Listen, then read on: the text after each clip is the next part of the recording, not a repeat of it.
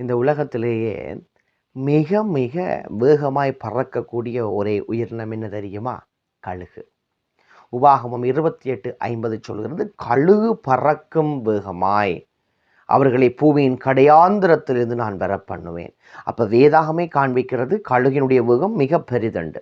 அந்த கழுகில் அங்கே ராஜாளி என்ற கழுகு இருக்குதாம். அதனுடைய வேகம் மணிக்கு 320 km/h.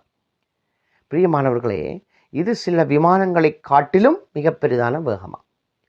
அப்போ இவ்வளவு வேகமாக அது பறப்பதற்கு உதவியாக இருக்கிறது அதனுடைய வடிவம்.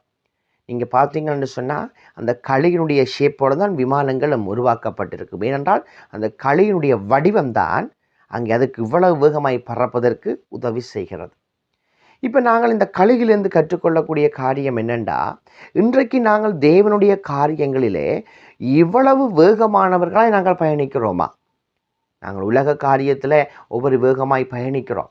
ஆனால் தேவனோடு நெருங்குகிற காரியத்தில் இதை பார்த்து கொண்டிருக்கிற நாம், போன வருஷம் தேவனோடு இருந்த உறவுக்கும் இந்த வருஷம் இன்றைக்கு தேவனோடு இருக்கிற உறவுக்கும் பெரிய ஒரு வித்தியாசம் இருக்கிறதா? இல்லாவிட்டால் முதலை விட இன்னும் பின்தங்கி போயிருக்கிறோமா? ஆகவே பிரியமானவர்களே, கழுகு பறக்கிற வேகம் போல நம்முடைய கிறிஸ்தவ வாழ்க்கையினுடைய வேகம், ஓட்டம் மிகவும் வேகமாக இருக்க வேண்டாம். ஆகவே ஒவ்வொரு நாளும் நம்முடைய ஓட்டம் ஆனது பரலோகத்தை நோக்கி நெருங்கி கொண்டு இருக்கிறது என்றால் ஒவ்வொரு நாளும் நாங்கள் கடந்து போகிற பொழுது நம்முடைய வாழ்நாளில் ஒரு நாளை இழக்கிறோம். ஆகவே நாங்கள் சோர்ந்து போகாமல், அதான் வேதம் சொல்லுகிறது, நீங்கள் எறும்பை போல் சுறுசுறுப்புள்ளவர்களாக இருங்கள் என்று. அநேக நேரத்தில் நாங்கள் சோர்ந்து போய் மெதுவாக ஆவிக்குரிய வாழ்க்கையிலே நகருகிறோம். இல்லை, கழுகை போல நம்முடைய வாழ்க்கை மிக வேகமாய் தேவனிடம் நெருங்க வேண்டியதாக இருக்கிறது. ஆகவே தேவனிடம் நெருங்குவோம்.